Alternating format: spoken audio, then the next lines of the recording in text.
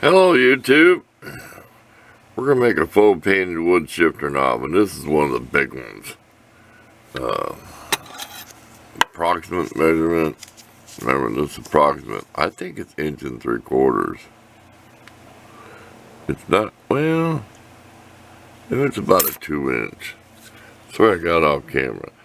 This is the one I took the screwdriver shank out to make one, and I had that weird stuff from the epoxy. See that?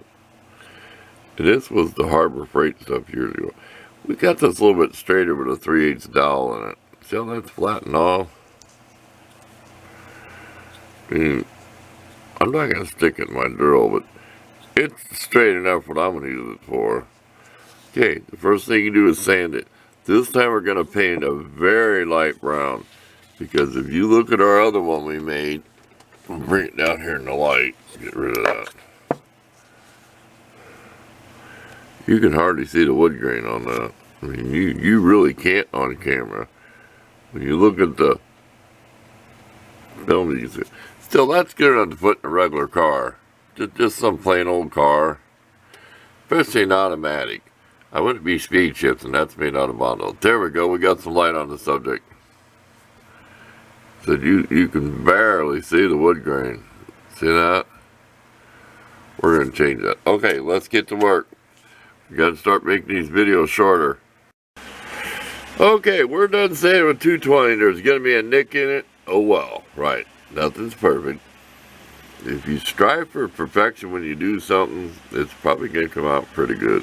I did kind of round that edge where I'd flatten that.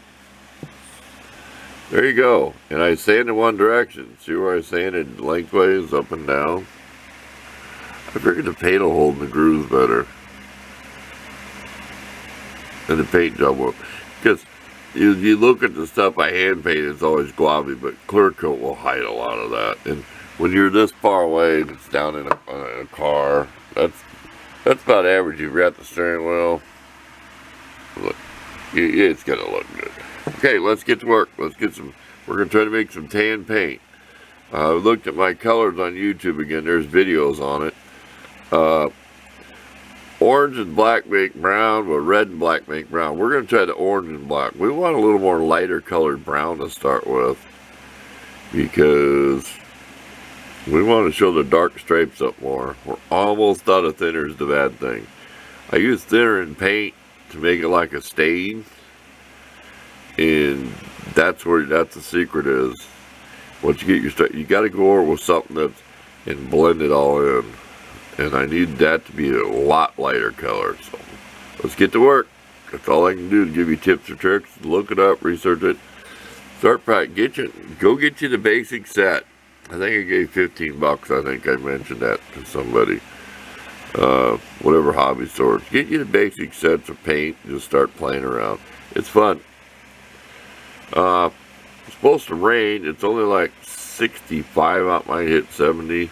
Sunday, and I'm relaxed in my area with the fan and everything going in here. And then I'll crank the heat up to about 80 to get my paint to dry, so that's an experience. So, too much talking, I watch the timer. 2 minutes, we're gone. Okay, we are done. It's not perfect. I was trying to imitate the colors I did on that wood-handled screwdriver.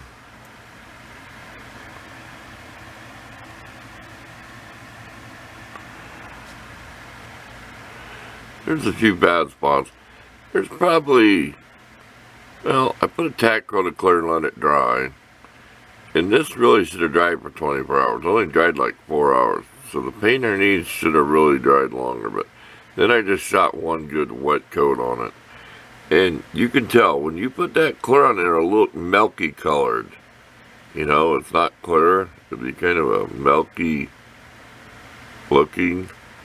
So you know you got plenty of not too much on it, but there's a few bad spots on it.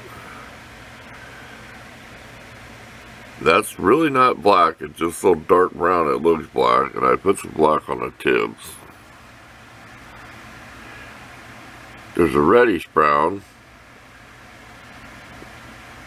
That's made with red and black.